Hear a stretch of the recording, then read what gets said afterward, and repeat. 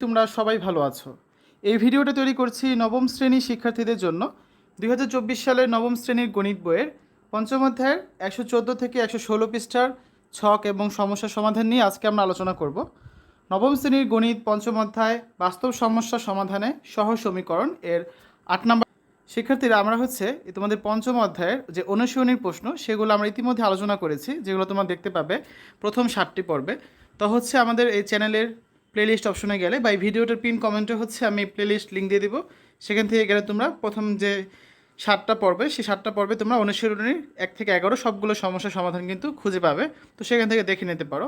আমরা এখন যে একক কাজ জোড়ায় কাজ আছে, যে ছকগুলো আছে সেগুলো পূরণ করবো, ঠিক আছে? অধ্যায় 5 বাস্তব সমস্যার সমাধানে সহ সমীকরণ। এই অভিজ্ঞতায় শিখতে পারবে দুই চলকের একঘাত সমীকরণ, এক চলকের দ্বিঘাত সমীকরণ সমাধান, লেখচিত্রের সাহায্যে দ্বিঘাত সমীকরণ সমাধান, দুই চলকের একঘাত ও এক চলকের দ্বিঘাত সহ সমীকরণ সমাধান, ঠিক আছে? তো আমরা শুরু করি। বাস্তব সমস্যা সমাধানে সহ সমীকরণ। গাণিতিক সমস্যা সমাধানের জন্য বীজগণিতের অন্যতম গুরুত্বপূর্ণ বিষয় হলো সমীকরণ। তোমরা ইতিমধ্যে পূর্বের শ্রেণীগুলোতে সরল সমীকরণের ধারণা পেয়েছ।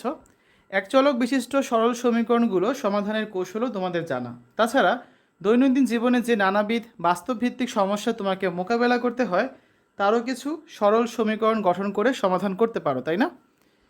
যে সমীকরণগুলো তোমাকে গঠন করতে হয় তার সবগুলোই কি এক চলক বিশিষ্ট হয়, নাকি কোনো কোনো ক্ষেত্রে দুই বা আরও বেশি চলক বিশিষ্ট হতে পারে?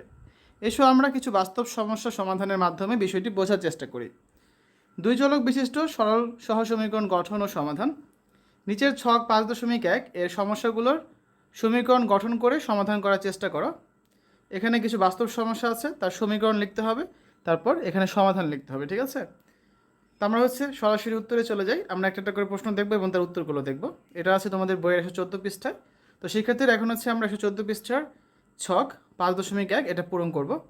দেখো, প্রথম বাস্তব সমস্যা যেটা আছে সেটা কি, দেয়াশালের 20টি কাঠি দিয়ে কয়টি আলাদা বর্গ তৈরি করা যাবে? তো এখানে আমরা ধরি সমীকরণটা কী লেখা যায়, ধরি আমরা এক্স সমান বর্গ সংখ্যা।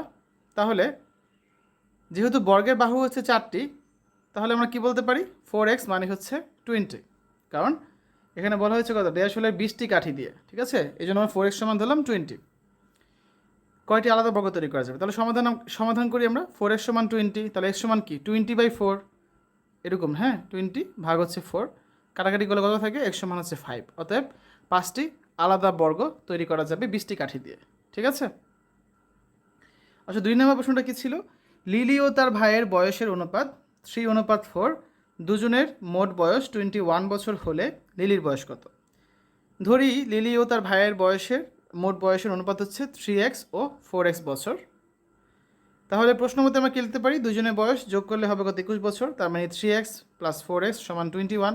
তো সমাধান করি, 3x + 4x সমান 21, তার মানে 3x আর 4x যোগ করলে হয় 7x, 7x সমান 21, বা x সমান কত, 21/3, ঠিক আছে?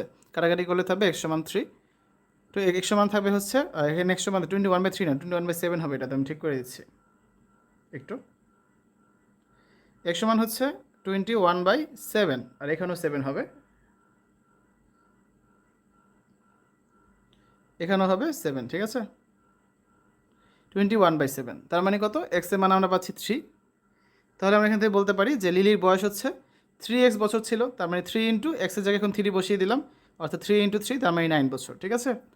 তাহলে আমরা এখান থেকে কী বলতে পারি যে 7x সমান যদি 21 হয়, x সমান 21/7, বা x সমান 3, তাহলে আমরা লিলির বয়স পেয়ে গেলাম 9 বছর। 3 নম্বর সমস্যাটা দেখি আমরা। সেতু দোকান থেকে 18 টাকায় 2টি ইরেজার ও একটি পেন্সিল ক্রয় করে, ঠিক আছে? এখন কোনটির মূল্য কত দোকানদার তাকে সেটা বলেনি। তোমরা বলো তো কোনটির মূল্য কত হতে পারে? তো দেখি আমরা এটা কী লেখা যায়। আমরা ধরি ইরেজারের মূল্য x টাকা আর পেন্সিলের মূল্য y টাকা। দুটার মোট মূল্য 18 টাকা। তো কি, ইরেজার কিনেছিল 2টা, তার মানে 2x, আর পেন্সিল কিনেছিল একটা, তার মানে শুধু y, অর্থাৎ 2x + y সমান আমরা লিখতে পারি 18, আমাদের মোট টাকা যেটা। তো এটা যদি সমাধান করি আমরা, দেখো প্রথমে আমরা ধরি x সমান যদি 1 হয়, y সমান যদি 16 হয়, তার মানে কত, 2x মানে 2 × 1 প্লাস y মানে 16, যোগ করলে কত, 2 আর 16 যোগ করলে 18। তারপর দেখো x সমান যদি 2 ধরি, y সমান যদি 14 ধরি, তাহলে কত, 2 × 2 মানে 4 প্লাস 14 অর্থাৎ 18। আবার x সমান যদি 3, y সমান 12 ধরি, 2 × 3 প্লাস 12 মানে 18। এক্স সমান 4, ওয়াই সমান 10 হলে 2 × 4 + 10 = 18। এভাবে করে অনেকগুলো হবে আরও। তাহলে আমরা কি বলতে পারি, সমীকরণটির অসংখ্য সমাধান আছে। সমাধানগুলো হচ্ছে 1,16, 2,14, 3,12, 4,10। এভাবে করে কিন্তু আরও অসংখ্য সমাধান আছে যেগুলো আমরা জানি না, ঠিক আছে। এখানে আরেকটু লেখার জায়গা নেই বক্সে, যদি জায়গা করতে পারো তাহলে এই কথাগুলো লিখবে। দেখো, 3 নং সমস্যাটি সমাধানের জন্য 2 চলক বিশিষ্ট সমীকরণ গঠন করেছি এবং চলকের যে সকল মান পেয়েছি সবগুলো দ্বারাই সমীকরণটি সিদ্ধ হয়। এক্ষেত্রে চলকের নির্দিষ্ট কোনো মান নেই, চলক দুইটি একে অপরের উপর নির্ভরশীল। এর অর্থ হলো একটি ইরেজার ও একটি পেন্সিলের ক্রয় মূল্য অনেকভাবেই হতে পারে। এখানে সমীকরণের চলক দুটির কোনো নির্দিষ্ট মান পাওয়া কিন্তু সম্ভব না, ঠিক আছে। এরপর দেখো, এটা পর্যবেক্ষণ ছক আছে। ক, 1 নং সমস্যাটি সমাধানের জন্য এত চলক বিশিষ্ট সমীকরণ গঠন করেছি এবং চলকে এতটি মান পেয়েছি যা দ্বারা সমীকরণটি সিদ্ধ হয়। তো এভাবে করে বাকিগুলো আমাদের এখন পূরণ করতে হবে। এই ছকগুলো যে আছে, এই ছকগুলো হচ্ছে এখানে আমরা পূরণ করব। মোট 6টা ছক আছে, 6টা খালি ঘর আছে। দেখো কি লেখা যেতে পারে। 1 নং সমস্যাটি সমাধানের জন্য এক চলক বিশিষ্ট সমীকরণ গঠন করেছি এবং চলকের একটি মান পেয়েছি যা দ্বারা সমীকরণটি সিদ্ধ হয়। গেল। তারপর খ নম্বরে কি, 2 নং সমস্যাটি সমাধানের জন্য এক চলক বিশিষ্ট সমীকরণ গঠন করেছি এবং চলকের একটি মান পেয়েছি যা দ্বারা সমীকরণটি সিদ্ধ হয়। আর 3 নম্বরে হচ্ছে গ নম্বরে 3 নং সমস্যাটি সমাধানের জন্য আমরা 2 চলক বিশিষ্ট সমীকরণ গঠন করেছি। তোমরা দেখতে পেরেছো এখানে আমরা এক্সও নিয়েছি, ওয়াইও নিয়েছি এবং চলকের অসংখ্যটি মান পেয়েছি যার সবগুলোই দ্বারা সমীকরণটি সিদ্ধ হয়। এক্ষেত্রে চলকের নির্দিষ্ট কোনো মান আমরা বের করতে পারিনি, ঠিক আছে। এরপর দেখো, সেতুর সমস্যার সমাধান। উপরের ছক 5.1-এর 3 নম্বর সমস্যাটি সেতু নিজেও সমাধানের জন্য খুব চেষ্টা করছে। তোমাদের মতো সেও প্রথমে একটি ইরেজারের মূল্য x টাকা এবং একটি পেন্সিলের মূল্য y টাকা ধরে নেয়। তারপর তার সমস্যাটি বিশ্লেষণ করে 2 চলক বিশিষ্ট নিচের সমীকরণটি আমরা পেলাম যে 2x + y = 18। কীভাবে হয়েছে আগে দেখিয়েছিলাম। এই যে, কারণ ইরেজার ছিল হচ্ছে একটা x টাকা, তাহলে দুটো ইরেজার কত 2x, আর পেন্সিল ছিল y, তার মানে 2x + y, আর মোট টাকা ছিল 18, এই জন্য হয়েছে সমান 18। এটাকে আমরা সমীকরণ 1 দিয়ে দিলাম। এবার ছক 5.2-এর মতো করে একটি ছক তৈরি করে এক্স ও ওয়াইয়ের বিভিন্ন মান নিয়ে প্রাপ্ত সমীকরণটির বামপক্ষ ও ডানপক্ষের সত্যতা যাচাই করো। দেখো, আমরা যদি এখানে এক্সের মান 1 বসাই তাহলে ওয়াইয়ের মান কত 16 এবং বামপক্ষ কত 2 × 1 + 16 = 18, যেটা হচ্ছে ডানপক্ষের সমান, ঠিক আছে। ওই যে আমরা একটু যে কাজটা করেছিলাম সেখানে এইগুলো দেখেছি আমরা।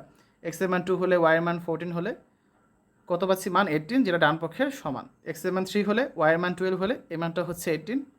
এক্সের মান 4 হলে ওয়াইয়ের মান 10 হলে এটা হচ্ছে কত 18, সবই হচ্ছে ডান পক্ষের সমান। তাহলে আমরা কি বলতে পারি, দেখা যাচ্ছে এক্স ও ওয়াইয়ের অসংখ্য মানের জন্য সমীকরণটির বামপক্ষ ও ডানপক্ষ সত্য হচ্ছে। অর্থাৎ সমীকরণটির অসংখ্য সমাধান আছে। সমাধানগুলো হচ্ছে 1,16, 2,14, 3,12, 4,10। এর অর্থ হলো একটি ইরেজার ও একটি পেন্সিলের ক্রয় মূল্য অনেকভাবে হতে পারে, কিন্তু তা কী করে সম্ভব। সমস্যাটি আরও গভীরভাবে বিশ্লেষণের জন্য সে ওই দোকান থেকে পুনরায় একটি ইরেজার ও দুটি পেন্সিল ক্রয় করে। এবার দোকানদার তার কাছে মোট 24 টাকা নেয়। সে তো পূর্বের মতো একটি ইরেজারের মূল্য x টাকা এবং একটি পেন্সিলের মূল্য y টাকা ধরে সমস্যাটি বিশ্লেষণ করে 2 চলক বিশিষ্ট x + 2y = 24 এই সমীকরণটি পেল। এটাকে সমীকরণ 2 দিল। দেখো কি বলেছে এখানে। এখানে হচ্ছে ইরেজার করে গেছিল একটি, এই জন্য আমরা নিলাম x, আর দুটি পেন্সিল করে গেছিল, পেন্সিল ধরেছি y, যেহেতু দুইটা তাই আমরা 2y রাখলাম সমান মোট কত টাকা 24 টাকা। এটা হচ্ছে আমি দ্বিতীয় সমীকরণটা। তাহলে এখন আমরা দুইটা সমীকরণ পেলাম। তারপর নিচের ছকটি তৈরি করে এক্স ও ওয়াইয়ের বিভিন্ন মান দিয়ে প্রাপ্ত সমীকরণটি বামপক্ষ ডানপক্ষের সত্যতা যাচাই করে। এই সমীকরণটার বামপক্ষ ডানপক্ষের সত্যতা আমরা এখন যাচাই করব। তাহলে দেখো, এক্সের মান যদি 1 বসায় আর ওয়াইয়ের মান 11.5 মানে 11.5 টাকা বসাই, তাহলে কত হচ্ছে 1 + 2 × 11.5, তার মানে 24। আবার দেখো, এক্সের মান যদি 2 হয়, ওয়াইয়ের মান যদি 11 হয়, তার মানে কত 2 + 2 × 11 অর্থাৎ 24। সব ডানপক্ষের সমান হচ্ছে কিন্তু। এক্সের মান 3, ওয়াইয়ের মান 10.5, এটা হচ্ছে 24। এক্সের মান 4, ওয়াইয়ের মান 10, এটা হচ্ছে 24। এভাবে করে অনেকগুলো 24 কিন্তু বানানো যাবে এখানে, ঠিক আছে। এই যে মানগুলো আমরা পেলাম, দেখো কি বলা আছে এখানে। এক্ষেত্রে দেখা যাচ্ছে এক্স ও ওয়াইয়ের অসংখ্য মানের জন্য সমীকরণটির বামপক্ষ ও ডানপক্ষ সত্য হচ্ছে। অর্থাৎ সমীকরণটির অসংখ্য সমাধান আছে এবং সমাধানগুলো হচ্ছে 1,11.5, 2,11, 3,10.5, 4,10। এর মানে এবারও একটি ইরেজার ও একটি পেন্সিলের ক্রয় মূল্য অনেকগুলো হতে পারে। সে তো এ ব্যাপারে এবার তার বিষয় শিক্ষকের সাথে পরামর্শ করে। বিষয় শিক্ষক সমীকরণ দুটিকে একত্রে জোট হিসেবে বিবেচনা করে সেতুকে সমাধান করতে বললেন। তিনি বললেন, তুমি তো পূর্বের শ্রেণীতে জেনেছো এই ধরনের সমীকরণ এক একটি সরলরেখার সমীকরণ এবং ছক কাগজে বিন্দু বসিয়ে এই ধরনের সরলরেখা আঁকা যায়। তাই তুমি চাইলেই সমীকরণ দুটিকে দুটি সরলরেখার মাধ্যমে একটি ছক কাগজে বসিয়ে উপস্থাপন করে দেখতে পারো। হয়তো সরলরেখা দুটি কোনো একটি বিন্দুতে ছেদ করতে পারে। যদি কোনো একটি বিন্দুতে সরলরেখা দুটি ছেদ করে তবে জানবে ওই বিন্দুর এক্স ও ওয়াই এর মানই হবে তোমার কাঙ্ক্ষিত সমাধান। বিষয় শিক্ষকের পরামর্শ অনুসারে সেতু প্রথমে ছক 5.3-এর মতো করে একটি ছক কাগজে সরলরেখা দুটি অঙ্কন করে অঙ্কন অনুসারে সরলরেখা দুটি 4,10 বিন্দুতে পরস্পর ছেদ করেছে। ছেদ বিন্দুতে x সমান 4 এবং y সমান 10। সেতু বুঝতে পারে একটি ইরেজারের মূল্য 4 টাকা এবং একটি পেন্সিলের মূল্য y টাকা, কারণ সে x সমান ধরেছিল ইরেজারের মূল্য আর y সমান ধরেছিল পেন্সিলের মূল্য। এখানে খেয়াল করো, আমাদের প্রথম যে মানগুলো পেয়েছিলাম আগের ছকটাতে আমরা, সেই মানগুলো কত ছিল? 1,16, 2,14, 3,12, 4,10। আর এখন এই ছকে আমরা যে মানগুলো পেলাম সেই মানগুলো কত? সেই মানগুলো হচ্ছে যেগুলো, ঠিক আছে? তাহলে কত? 1,11.5, 2,11, 3,10.5, 4,10। দেখো দুইটা মানের ক্ষেত্রে কত? 4,10 আছে, আর এখানে আমাদের বিন্দুটা ছেদ করেছে। এটাই হচ্ছে আমাদের অ্যান্সার। তার মানে এক্স এর মান হচ্ছে 4, ইরেজারের মূল্য হচ্ছে 4, আর ওয়াই পেন্সিলের মূল্য হচ্ছে 10 টাকা, ঠিক আছে? এটাই হচ্ছে আর কি হিসাব। তাহলে আমরা এখন কী বলতে পারি? তোমরা নিশ্চয়ই বুঝতে পারলে কোনো বাস্তব ভিত্তিক ঘটনা এভাবে দুটি চলক ও দুটি একঘাত বিশিষ্ট সমীকরণের মাধ্যমে প্রকাশ করা যায়। এই ধরনের সহ সমীকরণকে দুই চলক বিশিষ্ট সরল সহ সমীকরণ বলা হয় এবং ওই সরল সমীকরণের ছেদ বিন্দুকে ওই সরল সমীকরণের সমাধান বলা হয়, ঠিক আছে? শিক্ষার্থীরা, এই ছিল আমাদের আজকে আলোচনা। আজকে আমরা 114 থেকে 116 পৃষ্ঠার যে সকল সমস্যা আছে তার সমাধান করলাম।